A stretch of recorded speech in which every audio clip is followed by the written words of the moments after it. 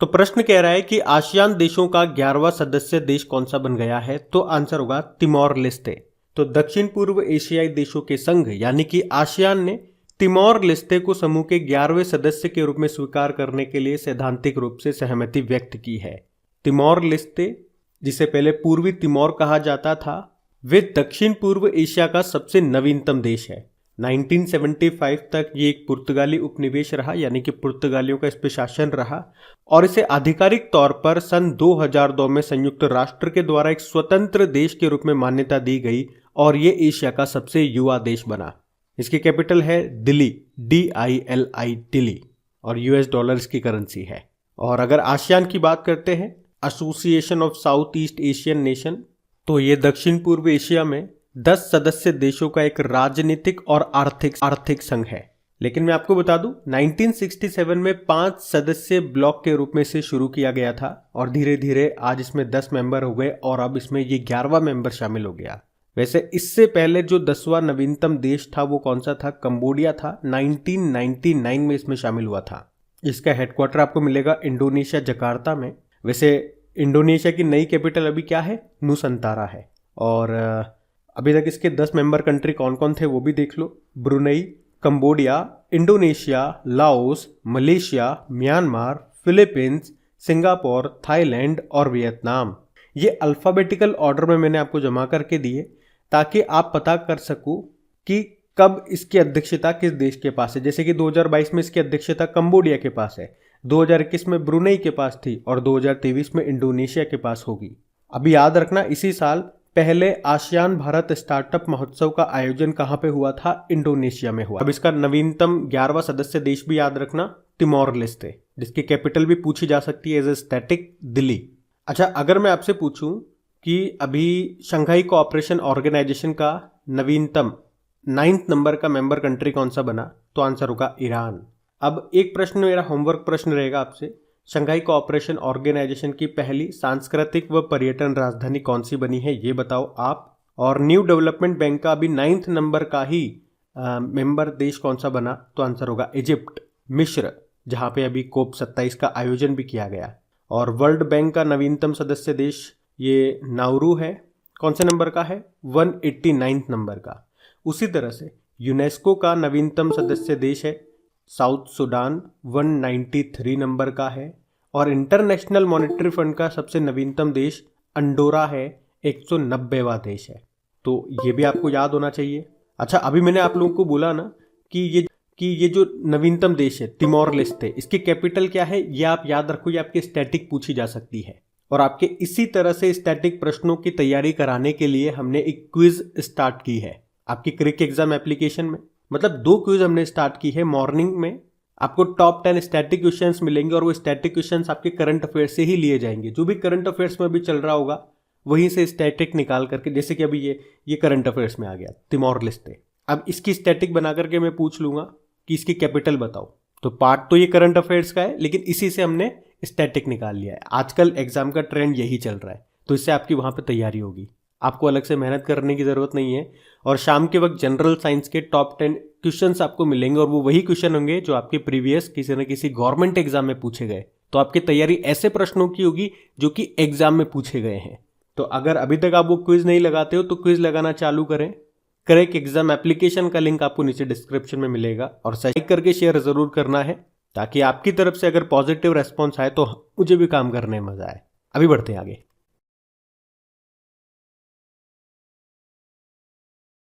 तो इस प्रश्न में पूछ रहे हैं कि अभी हाल ही में प्रसार भारती के नए CEO कौन बने हैं, तो आंसर होगा गौरव द्विवेदी। तो याद रखना, अभी प्रसार भारती के नए CEO बन गए हैं ये गौरव द्विवेदी। ये जो प्रसार भारती है इसे ब्रॉडकास्टिंग कॉरपोरेशन ऑफ इंडिया के नाम से भी जाना जाता है। ये भारत की एक सार्वजनिक प्रसारण संस्था है और इसमें मुख्य रूप से दूरदर्शन और आकाशवाणी शामिल है। इसकी स्थापना की अगर बात करते हैं तो 1997 में हुई थी स्थापना। नई दिल्ली में हेडक्वार्टर है और इसके CEO गौरव द्विवेदी बन गए हैं। अभी 22वें लॉ कमीशन यानी विधि आयोग के अध्यक्ष बने थे कौन? ऋतुराज अवस्थी।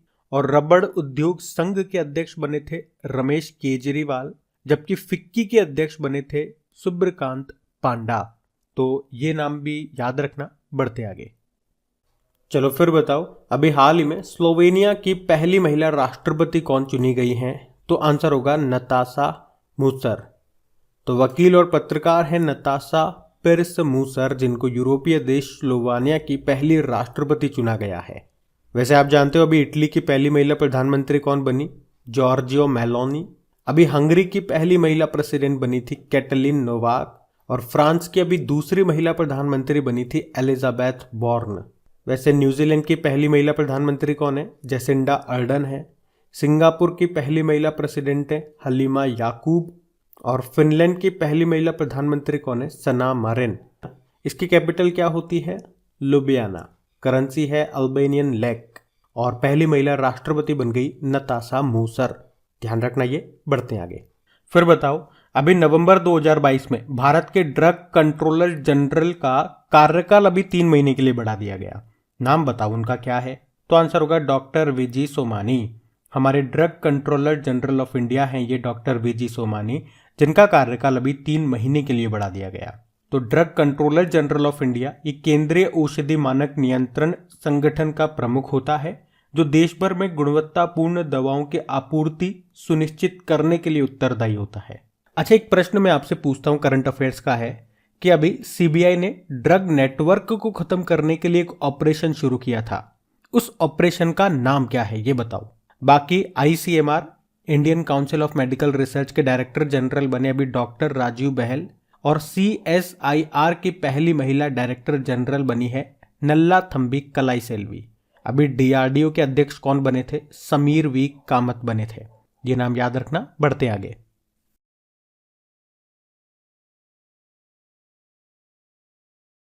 चलो फिर बताओ, अभी नवंबर 2022 में IBSA यानी कि इंडियन ब्लाइंड स्पोर्ट्स फेडरेशन नेत्रहीन फुटबॉल महिला एशियाई या फिर आप कह दीजिए ओशिनिया चैंपियनशिप 2022 का आयोजन ये कहां पे किया गया? तो आंसर होगा केरल में। तो IBSA ब्लाइंड फुटबॉल महिला एशियाई ओशिनिया चैंपियनशिप 2022 की बात कर रहे हैं। अभी 11 नवंबर 2022 को ये शुरू हुआ। कहां पे? केरल के कोच्चि में। ये भारत की सबसे बड़ी पैरा फुटबॉल प्रतियोगिता होगी। भारत में ये पहली बार है कि किसी पैरा फुटबॉल प्रतियोगिता में 10 पुरुष टीमें और 2 महिला टीमें होंगी। तो ये आप याद रखना।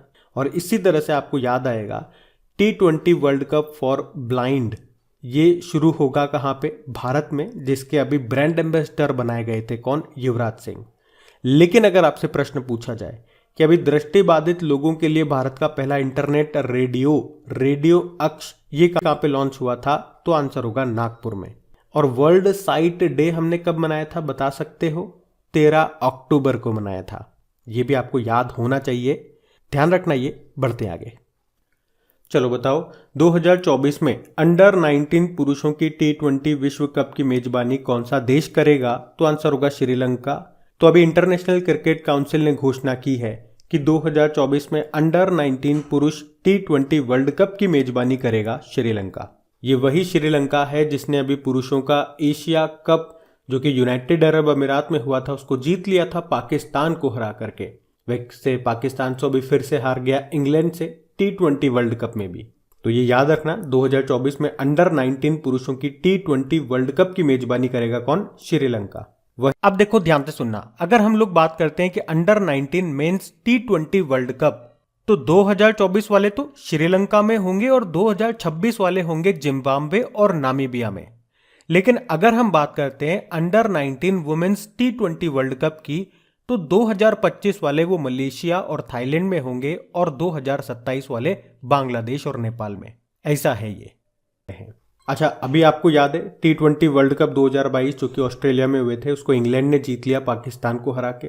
और इसी तरह इंग्लैंड इसने 2019 में वनडे वर्ल्ड कप को भी जीता था। तो आप कह सकते हो वनडे वर्ल्ड कप और T20 वर्ल्ड कप इन दोनों का खिताब एक साथ रखने वाली एकमात्र टीम है ये इंग्लैंड। अभी 4000 T20 रन बनाने वाले पहले क्रिकेटर कौन बने? विराट कोहली। और एक साल में 1000 T20 रन बनाने वाले पहले भारतीय खिलाड़ी बन गए कौन? सूर्य कुमार यादव। अभी T20 वर्ल्ड कप में डेब्यू करने वाले सबसे युवा खिलाड़ी कौन बने थे? अयान खान, यूनाइटेड अरब अमीरात के। और 400 T20 मैच खेलने वाले पहले भारतीय कौन बने थे? रोहित शर्मा बने थे। तो ये पॉइंट्स भी याद रखना। बढ़ते आगे। अच्छा, फिर बताइए, अभी हाल ही में आईसीसी की मोस्ट वैल्यूएबल टीम में कितने भारतीय खिलाड़ियों को जगह मिली है? तो आंसर होगा 2 खिलाड़ियों को। तो अभी T20 वर्ल्ड कप खत्म होने के बाद आईसीसी ने सबसे मूल्यवान टीम के नामों की घोषणा कर दी है। इस टीम में इंडियन टीम के भी 2 खिलाड़ी शामिल हैं। कौन कौन? एक तो है विराट कोहली और दूसरे है सूर्य कुमार यादव। अभी आपको याद है T20 वर्ल्ड कप जो कि ऑस्ट्रेलिया में हुआ था, उसको किसने जीता है? इंग्लैंड ने जीता है पाकिस्तान को हरा करके। और सूर्य कुमार यादव का नाम अभी न्यूज में क्यों था? क्योंकि एक वर्ष में 1000 T20 इंटरनेशनल रन बनाने वाले ये पहले भारतीय बने थे और T20 में 4000 रन बनाने वाले पहले क्रिकेटर बने विराट कोहली। अभी वैसे विराट कोहली को ICC men's player of the month भी चुना गया था। कौन से महीने के लिए? अक्टूबर महीने के लिए। और अभी आपने पढ़ा था आईसीसी के फिर से चेयरमैन बन गए हैं ग्रेग बार्कले। ये न्यूजीलैंड से हैं। आईसीसी की स्थापना होती है 1909 में और हेडक्वार्टर दुबई में है और इसके सीईओ जॉफ एलार्डिस है। अच्छा, आप एक प्रश्न का उत्तर दो कि अभी T20 वर्ल्ड कप में डेब्यू करने वाले सबसे युवा खिलाड़ी कौन बने हैं? अच्छा, एक प्रश्न का उत्तर और दो कि अभी किस खिलाड़ी ने विनिंग द इनर बैटल नाम से बुक लिखी है? बताओ आप। हम बढ़ते आगे। चलो बताओ, नवंबर 2022 में किसने ब्राजीलियाई फार्मूला 1 ग्रैंड प्री 2022 का खिताब जीता है? तो आंसर होगा जॉर्ज रसेल ने। मर्सिडीज के ड्राइवर हैं जॉर्ज रसेल, जिन्होंने भी ब्राजीलियाई फार्मूला 1 ग्रैंड प्री का खिताब जीत लिया है। ये उनकी इस सीजन की पहली जीत भी है। अभी आपको याद है किसने लगातार दूसरे साल फार्मूला 1 विश्व चैंपियनशिप का खिताब जीता? मैक्स वर्स्टपन ने। और अभी किस फार्मूला 1 ड्राइवर ने संन्यास की घोषणा कर दी है? तो आंसर होगा सेबेस्टियन वेटेल, रेड बुल के हैं ये। और आप जानते हो भारत किस वर्ष अपनी पहली मोटो जीपी वर्ल्ड चैंपियनशिप रेस की मेजबानी करेगा? तो 2023 में। कहां पे? ग्रेटर नोएडा में बुद्ध इंटरनेशनल सर्किट में। तो इस प्रश्न में पूछ रहे हैं अभी हाल ही में किसने बिली जीन किंग कप को जीत लिया है? तो आंसर होगा स्विट्जरलैंड ने। बिली जीन किंग कप, इसका संबंध किस खेल से है? पहले तो ये बताओ। टेनिस से है। ये महिलाओं का टेनिस टूर्नामेंट है और अभी स्विट्जरलैंड की महिला टेनिस टीम ने 7 बार की चैंपियन ऑस्ट्रेलिया को हरा करके पहली बार ये बिली जीन किंग कप जीत लिया है। ये हुआ कहाँ पे था? स्कॉटलैंड के ग्लासगो में। और ग्लासगो स्कॉटलैंड से याद आया, अभी 2021 में पिछले साल कोप 26 का आयोजन यहीं पे हुआ था। वैसे आपको बता दूं, इस बार ये इसका 59वां यानी कि 59 नंबर का संस्करण था।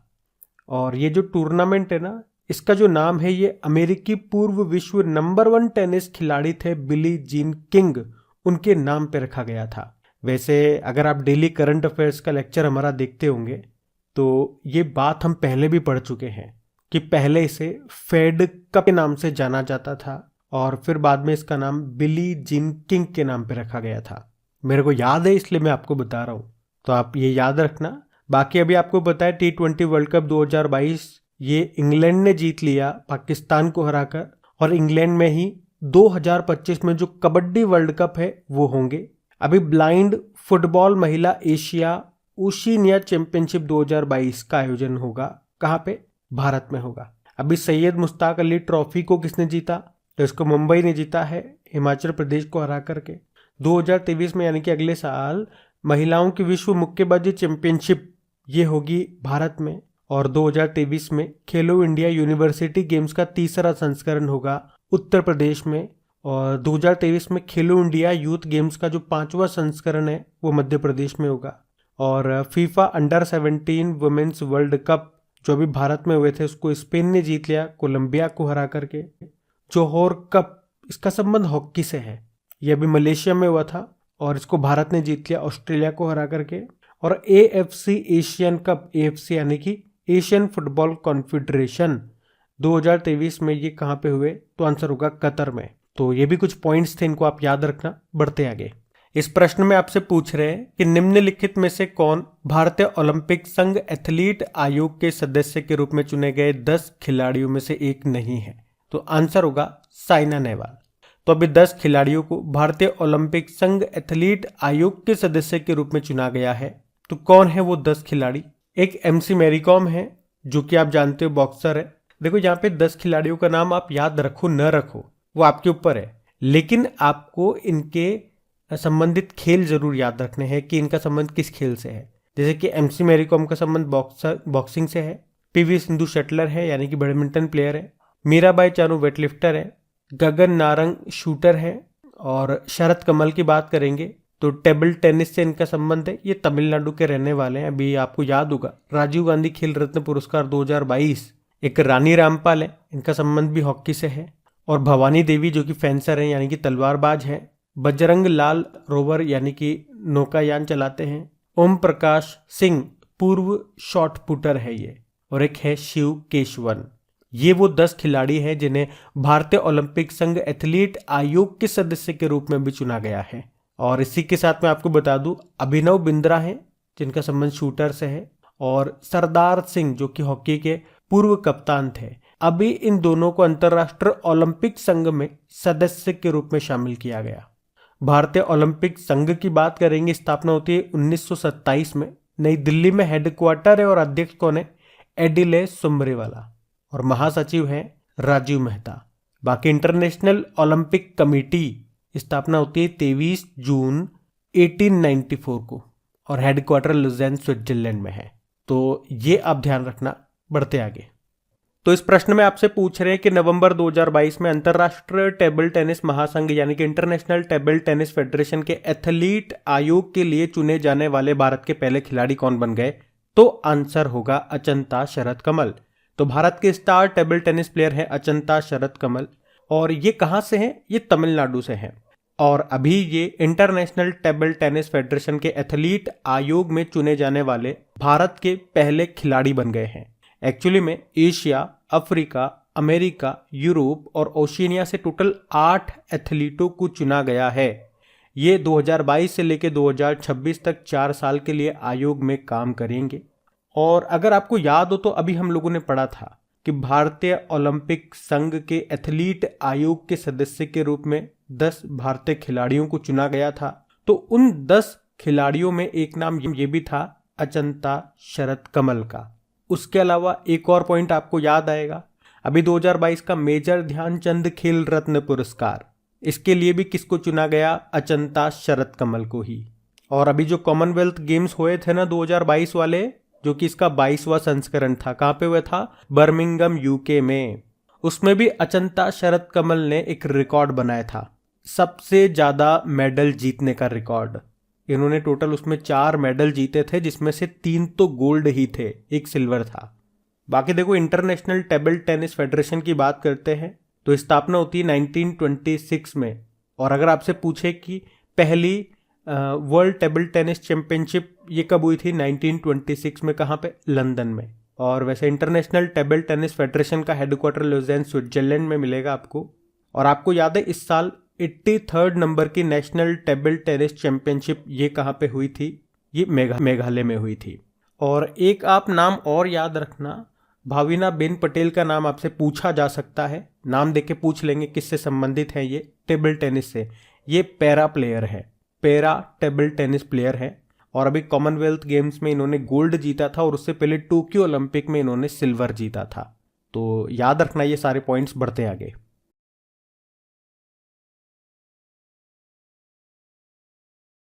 चलो फिर बताओ, अभी दुनिया का सबसे लंबा रिवर क्रूज ये वाराणसी और किसके बीच शुरू होगा?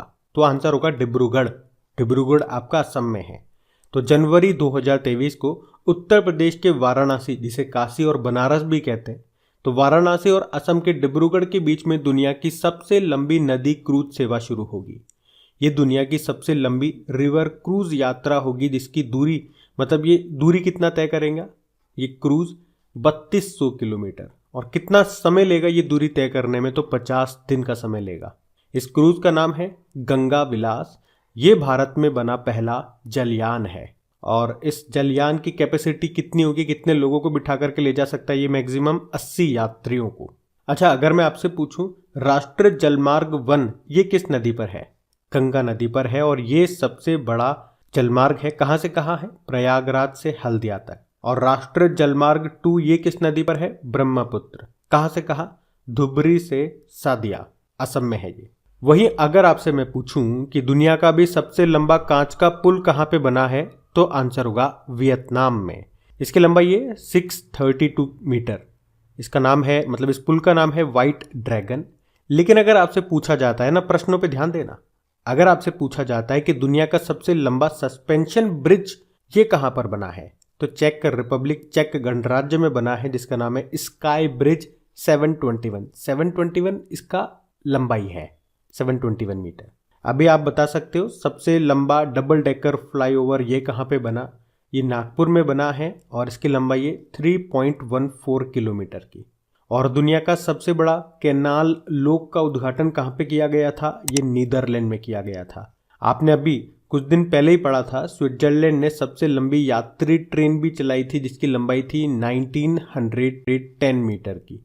और भारत की सबसे लंबी मालगाड़ी चलाई गई थी, उसका नाम है सुपर वासुकी, उसकी लंबाई थी 3.5 किलोमीटर। तो ये भी याद रखना आप। बढ़ते आगे, चलिए फिर बताइए, भारत का पहला भारतीय जैविक डेटा केंद्र ये कहाँ पे स्थापित किया गया, तो आंसर होगा फरीदाबाद में। तो केंद्रीय विज्ञान और प्रौद्योगिकी राज्य मंत्री हैं जितेंद्र सिंह। अभी इन्होंने फरीदाबाद जो आपको मिलेगा हरियाणा में, इसमें जीवन विज्ञान डेटा के लिए भारत का पहला राष्ट्रीय भंडार भारतीय जैविक डेटा केंद्र राष्ट्र को समर्पित किया है। तो इसमें उन सभी को शामिल किया जाएगा जो खत्म होने की कगार पर है, चाहे वो पौधे हों या फिर जानवर। मतलब उनका डेटा रिकॉर्ड हम रख लेंगे और भविष्य में जरूरत पड़ी तो उनके जैसा हम फिर से तैयार कर लेंगे। तो इस डिजिटल डेटा को कहाँ पे स्टोर किया जाएगा, ब्रह्म नाम से जो 4 पेटाबाइट सुपर कंप्यूटर है उसमें स्टोर किया जाएगा। अच्छा मुझे आप बताओ, अभी राज्य भर में सोने की एक समान कीमत लागू करने वाला पहला राज्य कौन सा बना, तो आंसर होगा केरल। अभी भारत का पहला भूकंप स्मारक जिसे कहते हैं स्मृति वन, इसका उद्घाटन किया था मोदी जी ने। कहाँ पे, गुजरात के भुज में। और भारत का पहला डुगोंग संरक्षण रिजर्व भी आपको मिलेगा तमिलनाडु में। अभी भारत का पहला बायोमास आधारित हाइड्रोजन प्लांट ये कहाँ पे स्थापित होगा, मध्य प्रदेश के खंडवा जिले में। और भारत का पहला शुद्ध हरित हाइड्रोजन प्लांट कहाँ पे शुरू हुआ, असम में। भारत का पहला वन विश्वविद्यालय कहाँ पे स्थापित हुआ, ये तेलंगाना में। और देश का पहला नाइट स्काई सेंचुरी ये कहाँ पे स्थापित हुआ, लद्दाख में। जबकि दुनिया की पहली वैदिक घड़ी कहाँ पे स्थापित की गई, उज्जैन में। और भारत के बाहर पहला आईआईटी कहाँ पे खुलेगा, यूनाइटेड अरब अमीरात में। तो ये भी ध्यान रखना। बढ़ते आगे, चलिए बताइए, अभी हाल ही में कौन सा देश विश्व में दूसरा सबसे अधिक इस्पात यानी कि स्टील का उत्पादन करने वाला देश बन गया है, तो आंसर होगा भारत। तो स्टील के उत्पादन में पहले स्थान पर कौन है, चाइना है। पर दूसरे स्थान पे कौन आ गया, दूसरे स्थान पे भारत आ गया है जापान को पछाड़ करके। और इसी तरह से अभी कुछ दिन पहले आप लोगों ने पढ़ा था कि जो भारत है ये दुनिया में चीनी का सबसे बड़ा उत्पादक और उपभोक्ता बन गया है और दूसरा सबसे बड़ा निर्यातक देश बन गया है। अच्छा, कुछ आयरन स्टील प्लांट्स हैं जो एग्जाम में पूछे जाते हैं, जैसे कि दुर्गापुरा आयरन स्टील प्लांट, लौह इस्पात संयंत्र, ये आपको मिलेगा पश्चिम बंगाल में। और इसे किसकी सहायता से बनाया गया था, इंग्लैंड की सहायता से। वहीं राउरकेला की बात करेंगे, राउरकेला लौह इस्पात संयंत्र आप जानते ही हो, ये उड़ीसा में है, इसे जर्मनी की सहायता से बनाया गया था। भिलाई स्टील प्लांट की बात करें, ये आपको मिलेगा छत्तीसगढ़ में, इसे सोवियत संघ की सहायता से बनाया गया था। और याद रखना ये तीनों सेकेंड 5 ईयर प्लान में बने थे। और ये किस मॉडल पर आधारित हैं पूछे तो महाल नोबिस मॉडल पर आधारित हैं ये। और बोकारो आयरन स्टील प्लांट ये आपको मिलेगा झारखंड में, इसे सोवियत संघ की सहायता से बनाया गया था, तीसरी पंचवर्षीय योजना में ये बना। अच्छा, टिस्को कहां पर है, टाटा आयरन स्टील कॉरपोरेशन, इसकी स्थापना होती है 1907 में, ये आपको मिलेगा झारखंड के जमशेदपुर में। और जमशेदपुर ये किस नदी के किनारे स्थित है, स्वर्ण रेखा नदी के किनारे। अभी आपको याद है दुनिया का पहला जीवाश्म मुक्त स्टील यानी कि ग्रीन स्टील यानी कि कोयले को यूज किए बिना स्टील बनाया था स्वीडन ने। स्वीडन की एक कंपनी है हाइब्रिड, उसने बनाया था। और इसे सबसे पहले किसको बेचा, वॉल्वो ग्रुप को। अभी वैसे वर्ल्ड स्टील एसोसिएशन के चेयरमैन बने थे कौन, सज्जन जिंदल बने थे। और अभी इंडियन स्टील एसोसिएशन के सेक्रेटरी जनरल बने आलोक सहाय। आपको याद है CO2 कैप्चर करने के भारत का पहला प्लांट शुरू किया था टाटा स्टील ने। और टाटा स्टील के MD CEO कौन है, TV नरेंद्रन है। आपको याद हो तो दुनिया का पहला 3D प्रिंटेड स्टील ब्रिज का उद्घाटन किया गया था नीदरलैंड की कैपिटल एम्स्टर्डम में। और इसी तरह से आपको याद हो तो राष्ट्रीय इस्पात निगम लिमिटेड के CMD बने थे इसी साल, अतुल भट्ट उनका नाम है। और इसका हेडक्वार्टर कहाँ पर है? राष्ट्रीय इस्पात निगम लिमिटेड का विशाखापत्तनम में। और मुझे बताओ किस देश के शोधकर्ताओं ने पहला कोविड-19 स्टेनलेस स्टील बनाया था? हांगकांग आंसर होगा। और अभी कहाँ पर देश की सबसे पहली स्टील सड़क का निर्माण किया गया था? तो गुजरात में। गुजरात में भी कहाँ पे? सूरत में। चलो एक इंपॉर्टेंट प्रश्न पूछता हूँ, यह आप ही के लिए होमवर्क प्रश्न होगा, ध्यान से सुनो। अभी हमारे देश के स्टील मैन के नाम से फेमस थे जिनका भी निधन हो गया, उनका नाम बताओ, उनका नाम क्या था? तो जिसको याद है कमेंट बॉक्स में टाइप करो, और जिसको नहीं याद वो कमेंट बॉक्स में जाकर के देखो जिन्होंने आंसर लिखे हैं, ताकि आगे से अब आपको भी ये याद रहे। अभी हम बढ़ते हैं आगे। चलो बताओ अभी हाल ही में कौन सी कंपनी $1 ट्रिलियन खोने वाली दुनिया की पहली सार्वजनिक रूप से सूचीबद्ध कंपनी बन गई है? तो आंसर होगा अमेजॉन। अमेजॉन के संस्थापक कौन? Jeff Bezos. और इसका हेडक्वार्टर मिलेगा आपको वॉशिंगटन अमेरिका में। इसके CEO एंडी जेसी है। एक्चुअली में 2021 में इसका जो मार्केट कैपिटल था, बाजार पूंजीकरण, वो कितना था? $1.88 ट्रिलियन, जो कि अभी 2022 में कितना रह गया? $0.88 ट्रिलियन, यानी कि $1 ट्रिलियन यानी कि 1000 बिलियन डॉलर का इसको नुकसान हुआ। तो अमेरिका में मंदी की आशंका, बढ़ती मुद्रास्फीति और सख्त मौद्रिक नीतियों और निराशाजनक कमाई के कारण कंपनी के शेयरों में ऐतिहासिक बिकवाली हुई, जिसके कारण ही कंपनी के बाजार पूंजीकरण यानी कि मार्केट कैपिटलाइजेशन में $1 ट्रिलियन से ज्यादा की गिरावट देखी गई। तो इस तरह से याद रखना, अमेजन ये $1 ट्रिलियन खोने वाली दुनिया की पहली सार्वजनिक रूप से सूचीबद्ध कंपनी बन गई है। वैसे केवल इसी में नहीं, वहां पे और भी कंपनियां हैं, उनमें भी गिरावट हुई है, लेकिन सबसे ज्यादा इसी में हुई है। अच्छा, मेटा क्या है? ये फेसबुक का नया नाम है मेटा। इसके CEO मार्क जकरबर्ग है। अल्फाबेट ये गूगल की पेरेंट कंपनी है, और गूगल और अल्फाबेट दोनों के अभी CEO सुंदर पिचई है। माइक्रोसॉफ्ट इसके CEO सत्या नडेला है। और आप जानते हो सत्या नडेला और सुंदर पिचई को पद्म भूषण से सम्मानित किया था भारत ने। ध्यान रखना ये। बढ़ते आगे।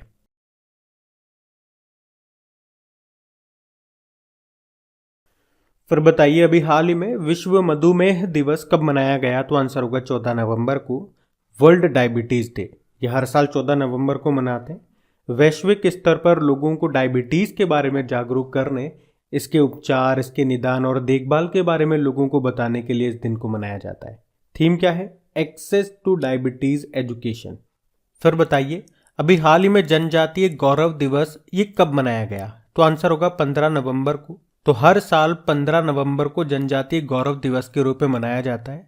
हमने इसको पिछले साल ही तो मनाना शुरू किया था 2021 में, यानी कि इस बार ये इसका दूसरा संस्करण है। तो किसकी याद में या किसकी जयंती को मनाते हैं? तो बिरसा मुंडा जी की जयंती को ये दिन मनाया जाता है। बिरसा मुंडा जी से कुछ इंपॉर्टेंट प्रश्न भी मैं आपको बताता हूँ, लिंक करके वो पॉइंट बताऊंगा जो अभी न्यूज में थे। लेकिन इसके अलावा याद रखो झारखंड का स्थापना दिवस भी 15 नवंबर को ही होता है। बिरसा मुंडा, जिन्हें धरती आबा यानी कि पृथ्वी का जनक के रूप में भी जाना जाता है, वे पूरे भारत में आदिवासी समुदायों के द्वारा भगवान के रूप में पूजनीय हैं। आप जानते हो उड़ीसा के राउरकेला में बन रहा है भारत का सबसे बड़ा हॉकी स्टेडियम, जहां पे 2023 में हॉकी वर्ल्ड कप होंगे, और इस स्टेडियम का नाम बिरसा मुंडा के नाम पे रखा गया है। वैसे इनके नाम पे एक इंटरनेशनल एयरपोर्ट भी है जो आपको मिलेगा झारखंड के रांची में। अभी बिरसा मुंडा के ऊपर 2 बुकें लिखी गई थी इसी साल।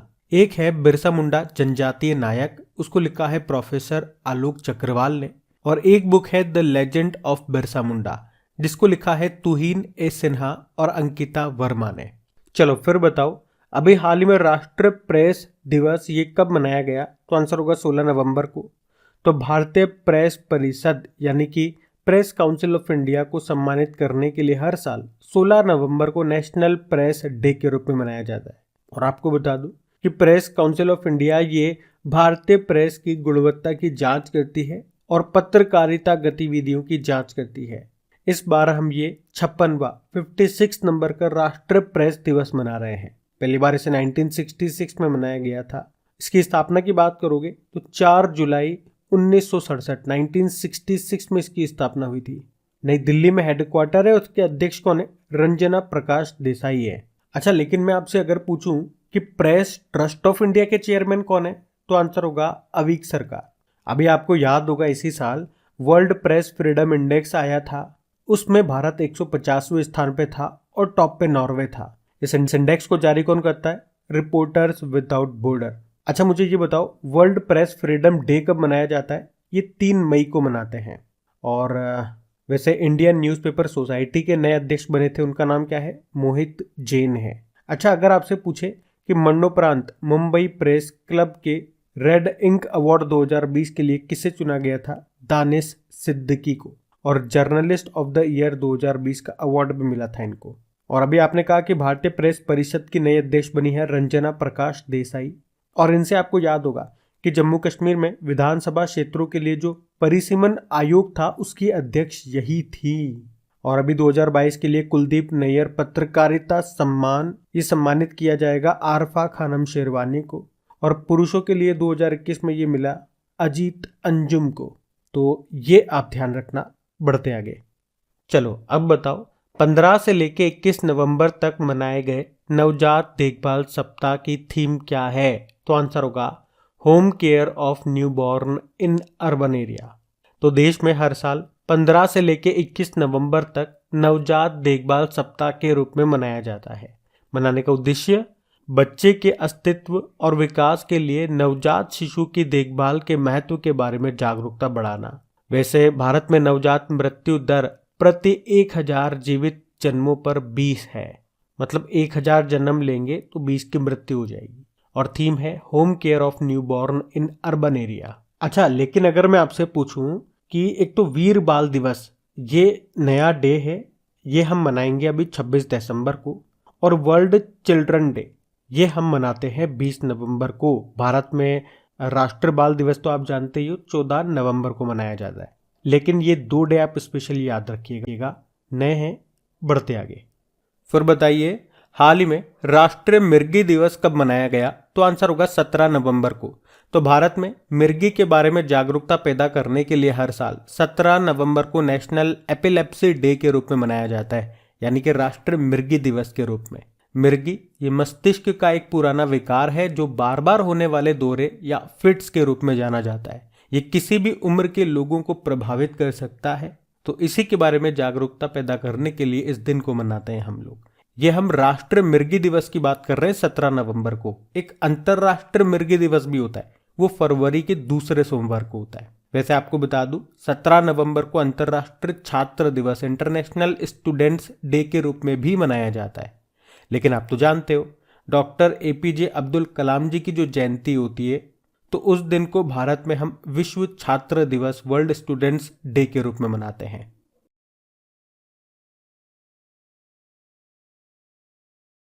चलो फिर बताओ, और मोस्ट इंपॉर्टेंट क्वेश्चन है, मतलब एग्जाम में आएगा वो वाला क्वेश्चन है।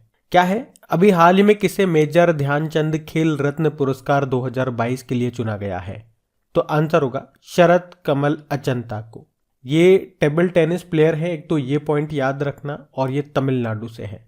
तो अभी खेल व युवा मामलों के मंत्रालय ने, जिसके मंत्री कौन है? अनुराग ठाकुर, अभी इन्होंने राष्ट्रीय खेल रत्न पुरस्कार 2022 की घोषणा कर दी है। तो किस खिलाड़ी ने पिछले 4 सालों में खेल के क्षेत्र में शानदार और सबसे उत्कृष्ट प्रदर्शन किया, उसी को दिया जाता है ये मेजर ध्यानचंद खेल रत्न पुरस्कार। तो याद रखना 2022 में मेजर ध्यानचंद खेल रत्न पुरस्कार मिला है शरद कमल अचंता को। ये टेबल टेनिस प्लेयर है और इनका नाम याद रखना भी आसान है, एक तो एक ही खिलाड़ी को मिला इस बार। और अभी भारत में किसका शासन है? पंजे का या कमल का? कमल का शासन है। तो वो पुरस्कार भी किसको देंगे? जिसके नाम में कमल होगा। तो शरद कमल ऐसे याद रख लो। बाकी लक्ष्य सेन आप जानते हो उनका संबंध बैडमिंटन से है। विकास ठाकुर का संबंध वेटलिफ्टर है ये। और आर प्रज्ञानंद आप जानते हो चेस प्लेयर है ये। और क्या याद रख सकते हो इससे? एक ये भी याद रखो कि जो मेजर ध्यानचंद खेल रत्न पुरस्कार है, पहले इसे किस नाम से जाना जाता था? राजीव गांधी खेल रत्न पुरस्कार से। तो नाम चेंज हो गया इसका, ये भी याद रखो। और इसमें पुरस्कार राशि भी बदल दी गई। पहले 7.5 लाख रुपए मिला करती थी, अब 25 लाख रुपए मिलती है। और पहली बार यानी कि पहला राजीव गांधी खेल रत्न पुरस्कार किसे मिला था और कब मिला था? 1991-92 में मिला था विश्वनाथ आनंद को, जो कि हमारे पहले शतरंज ग्रैंड मास्टर हैं।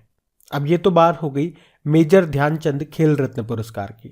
वहीं अर्जुन पुरस्कारों की बात करेंगे तो ये 25 खिलाड़ियों को मिला है और इसमें पुरस्कार राशि कितनी होती है? 15 लाख रुपए होती है। और मैं चाहूंगा ये जो 25 खिलाड़ी है इनको तो हम यहाँ नहीं पढ़ पाएंगे, लेकिन आप खुद से कोशिश करना, एक बार इनके नाम आप देख लो, क्योंकि प्रश्न बन सकता है यहाँ पे, स्टैटिक प्रश्न बन सकता है, खिलाड़ी का नाम दे देंगे और आपसे पूछ लेंगे कि इनका संबंध किस खेल से है, इस तरह का प्रश्न बन सकता है। तो एक बार आप जरूर नजरों से निकाल लेना इनको। जबकि द्रोणाचार्य पुरस्कारों की बात करेंगे तो ये कोच को मिलता है, जो बेस्ट कोच होते हैं उनको मिलता है। इसमें भी 15 लाख रुपए दिए जाते हैं, लेकिन याद रखना ये 2 कैटेगरी में मिलता है, एक तो नियमित श्रेणी में और एक लाइफ टाइम श्रेणी में। क्या फर्क होता है दोनों में? इसमें नियमित श्रेणी में उनके पिछले 4 साल का परफॉर्मेंस देखा जाता है, जबकि लाइफ टाइम श्रेणी में पिछले 20 साल का परफॉर्मेंस देखा जाता है। अच्छा, एक और याद रखना, मौलाना अबुल कलाम आजाद ट्रॉफी 2022, ये भी याद रखो आप, गुरु नानक देव विश्वविद्यालय अमृतसर को ये ट्रॉफी मिली है। तो इंपॉर्टेंट क्वेश्चन मार्क करना इसे। राष्ट्रीय खेल दिवस नेशनल स्पोर्ट्स डे हम कब मनाते हैं? 29 अगस्त को मनाते हैं। मेजर ध्यानचंद महान हॉकी प्लेयर थे, इनकी जयंती को मनाते हैं। और वैसे तो इन पुरस्कारों की घोषणा उसी दिन की जाती है, लेकिन इस बार थोड़ा लेट हो गए, तो ध्यान रखना ये। बढ़ते आगे, चलो फिर बताओ, अभी हाल ही में वर्ल्ड ट्रेवल मार्ट में भारत के किस राज्य को रेस्पॉन्सिबल टूरिज्म ग्लोबल अवार्ड मिला है? तो आंसर होगा केरल को। आप लोगों को याद हो तो हम लोगों ने पढ़ा था कि वर्ल्ड ट्रेवल मार्ट का आयोजन ये कहाँ पे किया गया? लंदन में। और वहीं पे केरल पर्यटन को रेस्पॉन्सिबल टूरिज्म ग्लोबल अवार्ड से सम्मानित किया गया। एक्चुअली में केरल को उसकी स्ट्रीट परियोजना के तहत जल संरक्षण के लिए जो पहल शुरू की थी उसने, उसके लिए ये पुरस्कार मिला है। कौन सी पहल? स्ट्रीट पहल। यहाँ पे स्ट्रीट की फुल फॉर्म भी देख लो आप, सस्टेनेबल, टेंजिबल, रेस्पॉन्सिबल, एक्सपीरियंशियल और एथनिक टूरिज्म। वैसे केरल पर्यटन की टैगलाइन भी आप याद रख लो, गॉड ऑन कंट्री। चलो बताओ किसे 53वें international film festival of India में सत्यजीत रे लाइफ टाइम अचीवमेंट अवार्ड से सम्मानित किया जाएगा? तो आंसर होगा कार्लोस सोरा को। तो स्पेनिश फिल्म निर्देशक और लेखक हैं कार्लोस सोरा, जिनको अभी 53वें international film festival of India में सत्यजीत रे लाइफ टाइम अचीवमेंट अवार्ड 2022 से सम्मानित किया जाएगा। आपको याद होगा अभी हम लोगों ने पढ़ा था इस बार ये 53वां international film festival of India ये कहाँ पे हो रहा है? तो आंसर होगा गोवा में, गोवा के पणजी में। और याद रखना इसकी शुरुआत होगी डीटन बर्नर के द्वारा निर्देशित Austrian film Elma and Oscar से। वहीं क्रिस्टोफ जानूसी इसकी क्लोजिंग फिल्म होगी। और फ्रांस इस बार स्पॉटलाइट वाला देश है। आशा पारेख की बात करेंगे, दादा साहब फाल्के पुरस्कार मिल रहा है इनको 2020 के लिए। ध्यान रखना ये सब। बढ़ते आगे, चलो बताओ, अभी हाल ही में भारतीय मूल के किस व्यक्ति को Australian of the year award 2023 से सम्मानित किया गया? तो आंसर होगा अमर सिंह। अमर सिंह ये भारतीय मूल के सिख स्वयं सेवक हैं। इन्होंने 7 साल पहले टर्बन फॉर ऑस्ट्रेलिया की स्थापना की थी, जो कि एक धर्मार्थ संगठन है जो प्राकृतिक आपदाओं जैसे कि बाढ़ आ गया, आग लग गई, भूकंप आ गया, तो जो भी प्राकृतिक आपदाएं होती है उसमें लोगों की सहायता करता है ये संगठन। और इसी कारण से अभी इन्हें स्थानीय नायक यानी कि लोकल हीरो श्रेणी में Australian of the year award 2023 से सम्मानित किया गया है। तो इनका नाम याद रखना। बाकी आप जानते हो ए सेतु माधवन एजुथ चंद पुरस्कार मिला इन्हें, प्रसिद्ध मलयालम लेखक हैं ये। अभी शेहान करुणा तिलिका का नाम इंपॉर्टेंट है, बुकर पुरस्कार 2022 इनको मिला, श्रीलंका के लेखक हैं ये। और आप जानते हो इंटरनेशनल बुकर पुरस्कार किसे मिला? अभी गीतांजलि श्री और डेजी रॉकवेल को, इनकी बुक टॉम्ब ऑफ सैंड के लिए। और बालकृष्ण विट्ठल दोषी की बात करेंगे तो अभी रॉयल गोल्ड मेडल अवार्ड 2022 इनको मिला था। और बालकृष्ण विट्ठल दोषी का नाम इसलिए भी इंपॉर्टेंट है क्योंकि पहला प्रित्जकर पुरस्कार इनको मिला था 2018 में, और ये पुरस्कार पाने वाले अभी तक ये एकमात्र भारतीय हैं। और ये जो प्रित्जकर पुरस्कार है आर्किटेक्चर के क्षेत्र में दिया जाता है, वास्तुकला का नोबेल पुरस्कार इसको कहते हैं। अब आप कहोगे कि अभी 2022 में ये जो प्रित्जकर पुरस्कार है ये किसको मिला? तो आंसर होगा फ्रांसिस कैरे को। तो ये भी आप ध्यान रखना।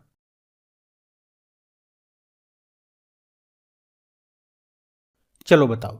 अभी कोप 27 शिखर सम्मेलन में जलवायु आपदाओं से पीड़ित देशों को धन उपलब्ध कराने के लिए G7 के नेतृत्व वाली कौन सी योजना शुरू की गई? तो आंसर होगा ग्लोबल शील्ड। आपको पता ही है अभी 2022 में कोप 27 का आयोजन ये कहाँ पे हुआ? मिस्र में, मिस्र के शर्म अल शेख में। तो अभी वहीं पे G7 ग्लोबल शील्ड योजना को शुरू किया गया, जिसका उद्देश्य क्या है? जलवायु आपदाओं से पीड़ित देशों को धन उपलब्ध कराना। तो ग्लोबल शील्ड का समन्वय यानी कि कोऑर्डिनेशन जर्मनी के द्वारा किया जाएगा और इसे 58 जलवायु संवेदनशील अर्थव्यवस्थाओं के V20 समूह के सहयोग से विकसित किया जा रहा है। अब आप लोग सोच रहे होंगे कि ये तो बड़ा अच्छा काम है, बेचारे कितने अच्छे हैं, पुण्य का काम कर रहे हैं। तो इतना भी तरस मत खाओ इन पे, क्योंकि जो विकासशील देश है यानी कि जो डेवलपिंग कंट्रीज है, जो भी डेवलप्ड हो रहे हैं, उन्होंने मांग की है कि भैया जो भी प्रदूषणकारी देश है यानी कि जो भी विकसित देश है, जो भी डेवलप्ड कंट्रीज है, वो जलवायु परिवर्तन के कारण गरीब विकासशील देशों को जो नुकसान हुआ है, उनको जो क्षति पहुंची है, उसके लिए भुगतान करें। इनका कहने का मतलब है कि जो भी डेवलप्ड हो चुके हैं उन्होंने वातावरण को बहुत क्षति पहुंचाई है। भाई जलवायु के बारे में, क्लाइमेट चेंज के बारे में तो ज्यादातर बातें अभी हो रही है ना, प्रदूषण पे अभी रोक लग रही है, सारे नियम अभी आ रहे हैं। और जो कंट्रीज डेवलप्ड हो चुकी है उनके समय जब वो डेवलपिंग स्टेज में थी उस समय ऐसा कुछ रूल नहीं था, तो उन्होंने वातावरण को बहुत प्रदूषित किया। उनके कारण अब जो कंट्रीज डेवलपिंग स्टेज में है उनको दिक्कत आ रही है, उनके सामने बहुत कड़े नियम आ गए। तो उन्होंने ये मांग की थी कि जो भी प्रदूषणकारी देश है यानी कि जो भी विकसित देश है, तो वो जलवायु परिवर्तन, क्लाइमेट चेंज के कारण जिन गरीब विकासशील देशों को नुकसान हो रहा है, क्षति पहुंच रही है, को भुगतान करे। तो उसी के लिए है ये योजना। नाम याद रखना, ग्लोबल शील्ड इसका नाम है। और Pakistan, Ghana, Bangladesh, Costa Rica, Fiji, Philippines और सेनेगल इस पहल के तहत धन प्राप्त करने वाले पहले देश होंगे। अच्छा, यह तो बात हो गई कोप 27 की। अगर आपसे पूछेंगे 2022 में इसका आयोजन कहाँ पे हुआ? मिस्र में हुआ। और इससे पहले कोप 26 का आयोजन हुआ था ग्लासगो, स्कॉटलैंड में 2021 में। कोप 21 भी आप याद रखो, पेरिस में इसका आयोजन हुआ था सन 2015 में, और यहीं पे इंटरनेशनल सोलर अलायंस की स्थापना होती है जिसका हेडक्वार्टर गुरुग्राम में है। और कोप 1 का आयोजन हुआ था बर्लिन, जर्मनी में 1995 में।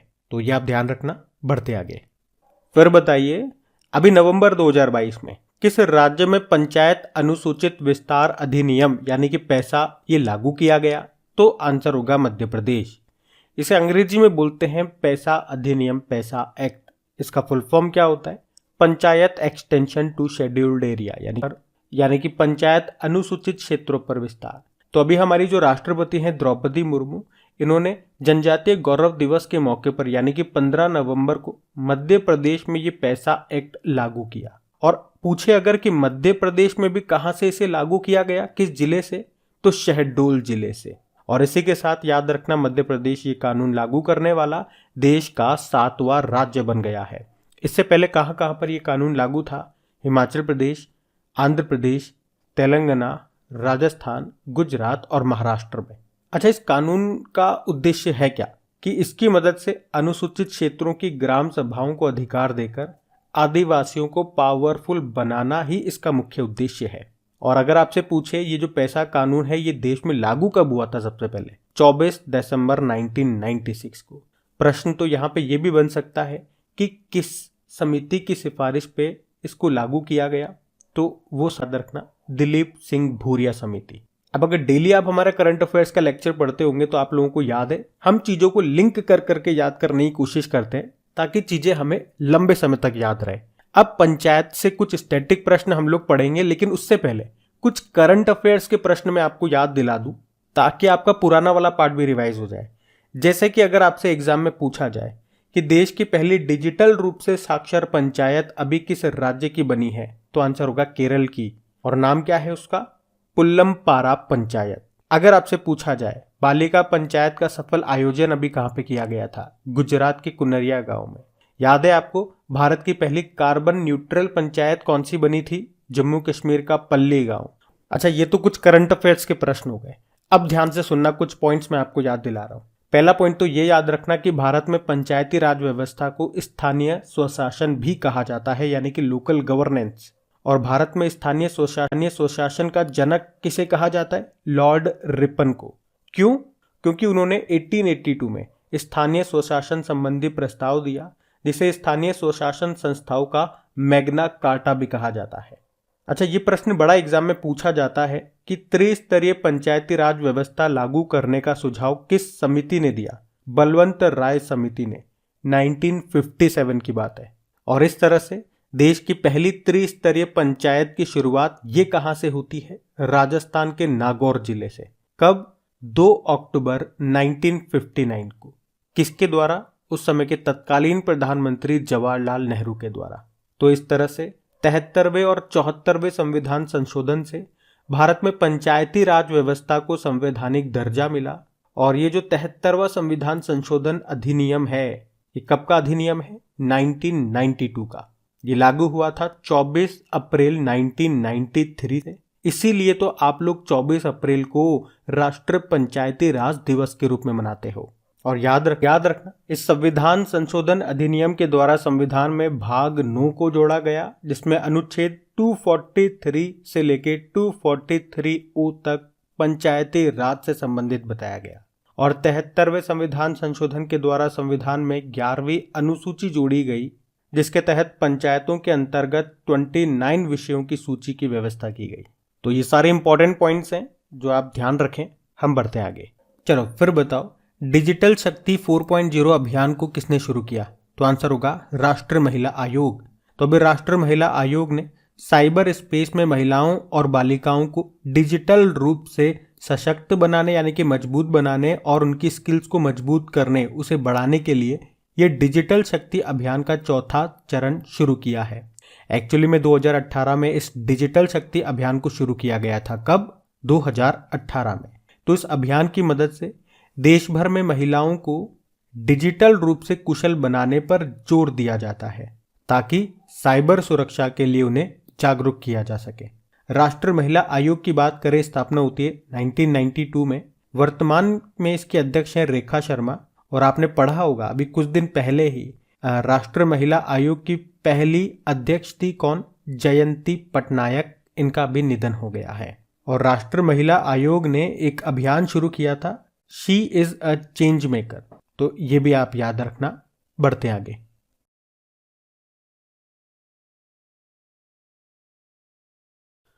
चलो फिर बताओ, अभी हाल ही में किस राज्य में अमूर फॉल्कन फेस्टिवल मनाया गया? तो आंसर होगा मणिपुर में। तो अमूर फॉल्कन फेस्टिवल ये अभी 14 नवंबर 2022 को मणिपुर के तामेंगलोंग जिले में मनाया गया। और इस बार ये इसका 7वां संस्करण है। तो दुनिया के सबसे लंबे समय तक उड़ने वाले प्रवासी पक्षी अमूर फॉल्कन, जो कि एक तरह का बाज ही है, इसके संरक्षण के बारे में जागरूकता फैलाने के लिए ये महोत्सव मनाया जाता है। 2015 से इसको मनाया जा रहा है। और ये जो त्यौहार है ये आमतौर पर नवंबर के पहले या दूसरे सप्ताह में मनाया जाता है। अमूर फॉल्कन ये वैसे 2 महीने तक भारत में रहते हैं और फिर नवंबर के महीने में वे लगभग 2200 किलोमीटर की दूरी तय करते हुए दक्षिण अफ्रीका और केन्या के लिए बिना रुके अरब सागर को पार करते हैं। इसलिए तो इसको कहा दुनिया का सबसे लंबे समय तक उड़ने वाला प्रवासी पक्षी है ये अमूर फॉल्कन। और अगर डेली आप हमारे करंट अफेयर्स का लेक्चर पढ़ते होंगे या रिवीजन वाला वीडियो देखते होंगे तो आपको एक प्रश्न याद आएगा। हमने कई बार रिवाइज किया है और ये प्रश्न आपको बता दूं एग्जाम में भी पूछा जा चुका है। प्रश्न क्या है भैया कि 2021 का व्हीटली अवार्ड, जिसे ग्रीन ऑस्कर अवार्ड भी कहते हैं, वे किसे मिला था और किसके संरक्षण के लिए मिला था? इसी के लिए, अमूर फॉल्कन के संरक्षण के लिए मिला था। किसको? नागालैंड के नुक्लू फॉर्म को। याद आया भैया? अच्छा, अब मुझे बताओ अभी 2022 का व्हीटली गोल्ड अवार्ड किसे मिला और किसके संरक्षण के लिए मिला? ये आपका होमवर्क प्रश्न है। बताओ, हम बढ़ते आगे। चलिए बताइए, अभी हाल ही में वांगला महोत्सव का आयोजन ये किस राज्य में किया गया? तो आंसर होगा मेघालय में। तो हर साल मेघालय में ये वांगला उत्सव मनाया जाता है। ये एक फसल उत्सव है जो गारो जनजाति के द्वारा मनाया जाता है। और याद रखना, मेघालय में एक तो ये गारो जनजाति याद रखो, इसके अलावा 2 और जनजाति पाई जाती है, खासी और जयंतिया जनजाति। वैसे आपको बता दूं ये जो वांगला महोत्सव है इसको 100 ड्रम यानी कि 100 ड्रम उत्सव के रूप में भी जाना जाता है, क्योंकि इसमें लंबे अंडाकार शेप वाले ड्रम बजाए जाते हैं। तो वांगला उत्सव ये वे अवसर है जब वह आदिवासी अपने मुख्य देवता यानी कि सूर्य देव को खुश करने के लिए बलिदान चढ़ाते हैं। इसमें पहले दिन किए जाने वाले समारोह को रागुला के रूप में जाना जाता है, जो कि मुखिया के घर के अंदर मनाया जाता है। दूसरे दिन को कक्कड़ कहा जाता है। तो सिंपल सा जाना है आपको तो कि ये वांगला महोत्सव कहाँ पे मनाया जाता है, मेघालय में। अब इसमें ध्यान से सुनना, कंफ्यूज हो सकते हो एक नाम से आप। ये तो देखो हो गया वांगला महोत्सव, लेकिन अगर एग्जामिनर आपसे पूछ ले कि वांचुआ महोत्सव कहाँ पे मनाया जाता है, तो वो असम में मनाया जाता है, तीवा या फिर लालुंग जनजाति के द्वारा। ये भी ध्यान रखो। असम में ही आपको कामाख्या देवी का मंदिर भी मिलेगा, जहाँ पे लगता है अंबुबाची का मेला। और मेले से याद आएगा, खीर भवानी मेला हो गया, बंगस आवाम मेला हो गया। इसका आयोजन होता है जम्मू कश्मीर में। जम्मू कश्मीर में हैरत महोत्सव या कंचोत महोत्सव भी मनाया जाता है। और केरल में ही आपको सबरीमाला का मंदिर मिलेगा, जहाँ पे मकर विलक्कू का त्यौहार लगता है। और त्रिशूर पुरम उत्सव, इसका संबंध भी केरल से है, केरल में मनाया जाता है। ये केरल में अट्टुकल पोंगल त्यौहार भी मनाया जाता है, ओणम फेस्टिवल भी मनाया जाता है। जबकि पोंगल ये होता है तमिलनाडु में। तमिलनाडु में थाई पुसम त्यौहार होता है, आदिपुरम त्यौहार होता है। अच्छा, मेदराम जतारा महोत्सव ये कुंभ मेले के बाद दूसरा सबसे बड़ा मेला है। इसका आयोजन तेलंगाना में होता है। तेलंगाना में बोनालू त्यौहार भी होता है, बथुकम्मा उत्सव भी यहीं पे होता है। तो ये भी आप ध्यान रखना। चलो फिर बताओ, अभी हाल ही में प्रधानमंत्री नरेंद्र मोदी ने कहाँ स्टैच्यू ऑफ प्रॉस्पेरिटी यानी कि समृद्धि की मूर्ति का उद्घाटन किया? तो आंसर होगा बेंगलुरु में। तो अभी प्रधानमंत्री नरेंद्र मोदी ने बेंगलुरु में स्टैच्यू ऑफ प्रॉस्पेरिटी का उद्घाटन किया है। ये किसकी स्टैच्यू है? श्रीनाथ प्रभु केम्पेगौड़ा की स्टैच्यू है। वे कौन थे? वे बेंगलुरु के संस्थापक थे। और इस स्टैच्यू की बात करेंगे तो इसकी ऊंचाई कितनी है यानी कि हाइट, तो 108 फीट ऊंची ये कांस्य की प्रतिमा है, जिसके वास्तुकार हैं रामवी सुतार। रामवी सुतार ये स्टैच्यू ऑफ यूनिटी के भी वास्तुकार थे। स्टैच्यू ऑफ यूनिटी याद है आपको? सरदार वल्लभ भाई पटेल जी की स्टैच्यू है। ये कहाँ पे मिलेगी? केवड़िया गुजरात में, नर्मदा नदी के किनारे साधु बेट द्वीप पर मिलेगी। और ये दुनिया की सबसे ऊंची स्टैच्यू है। कितनी ऊंचाई है उसकी? 182 मीटर। और अगर मैं आपसे पूछूं स्टैच्यू ऑफ इक्वलिटी याद है आपको? तो आप कहोगे हाँ, जो हैदराबाद वाली है वो। संत रामानुजाचार्य जी की स्टैच्यू है, वो 216 फीट ऊंची है। और ये बैठी हुई मुद्रा में दुनिया की दूसरी सबसे ऊंची मूर्ति है। अच्छा, भगवान बुद्ध की लेटी हुई शयन मुद्रा में सबसे लंबी प्रतिमा बनाई जा रही है। 100 फीट लंबी प्रतिमा होगी ये। कहाँ पे? बोध गया में। जिसके मूर्तिकार कौन है? मिंटू पॉल है। अभी BR अंबेडकर जी की भी स्टैचू बनी है महाराष्ट्र के लातूर में। 70 फीट ऊंची है वो, जिसे कहते हैं स्टैच्यू ऑफ नॉलेज। वैसे BR अंबेडकर जी की समाधि स्थल को क्या कहते हैं, ये आप मुझे कमेंट बॉक्स में टाइप करके बताओ। अब देखो, यहां प्रश्न में आपने देखा स्टैच्यू ऑफ प्रॉस्पेरिटी, ये केम्पेगौड़ा जी की स्टैच्यू है, जिसकी ऊंचाई है 108 फीट। और 108 फीट आपके दिमाग में पहले से फीड होगा, क्योंकि कुछ समय पहले प्रधानमंत्री जी ने मोरबी गुजरात में हनुमान जी की 108 फीट ऊंची प्रतिमा का अनावरण किया था। उसकी ऊंचाई भी 108 फीट ही थी। और मोदी जी ने अभी आंध्र प्रदेश के भीमावरम में स्वतंत्रता सेनानी अल्लूरी सीताराम राजू की 30 फीट ऊंची कांस्य की मूर्ति का भी अनावरण किया था। और स्टैच्यू ऑफ बिलीव यानी कि विश्वास स्वरूपम, ये किसकी स्टैच्यू है? ये भगवान शिव की मूर्ति है, जिसकी ऊंचाई 112 मीटर। कहाँ पे? राजस्थान के राजसमंद जिले के नाथ द्वार में ये आपको मिलेगी। तो ये कुछ इंपॉर्टेंट स्टैच्यूज थी जो अभी न्यूज में है, ये आप ध्यान रखना। हम बढ़ते आगे। फिर बताइए, अभी हाल ही में जारी जलवायु परिवर्तन प्रदर्शन सूचकांक 2023 में यानी कि क्लाइमेट चेंज परफॉर्मेंस इंडेक्स 2023 में भारत कौन से स्थान पर रहा? तो आंसर होगा 8वें स्थान पे। तो याद रखना, जलवायु परिवर्तन प्रदर्शन सूचकांक 2023 में भारत 8वें नंबर पर है। और इससे पहले 2022 का और 2021 का जो सूचकांक आया था उसमें भारत 10वें स्थान पे था, 2020 वाले में 9वें स्थान पे था। अब बात करें तो इसमें टॉप पर कौन है?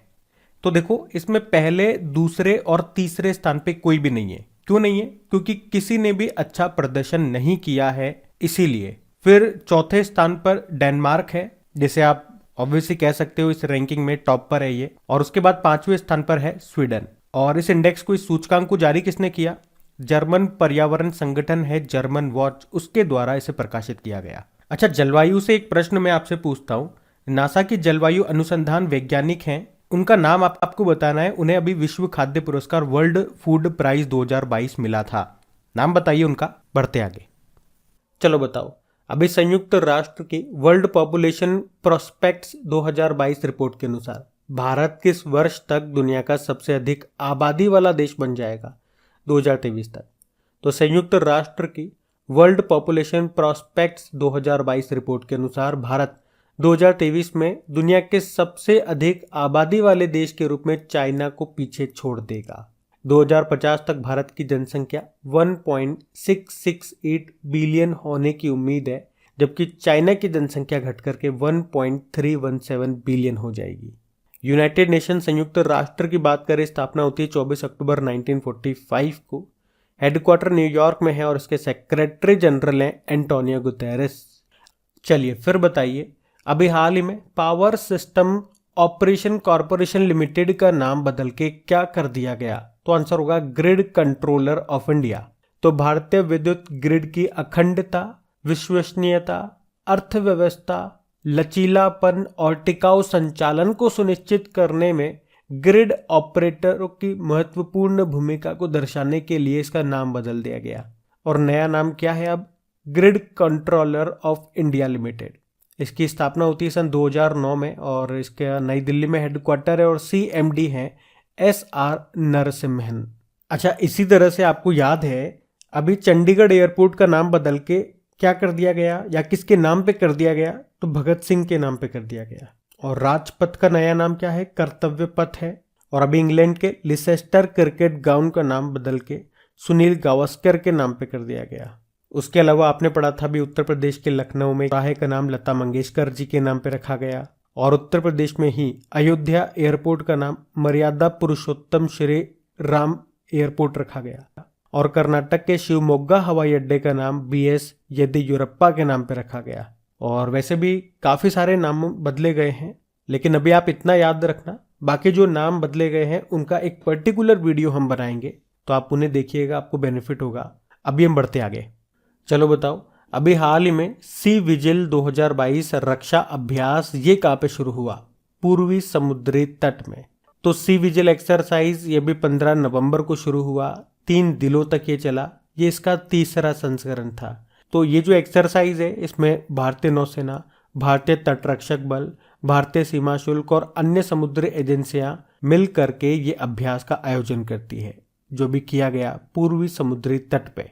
और वैसे एक्सरसाइज की बात है तो अभी आपको याद है नवंबर में मालाबार एक्सरसाइज का आयोजन होगा।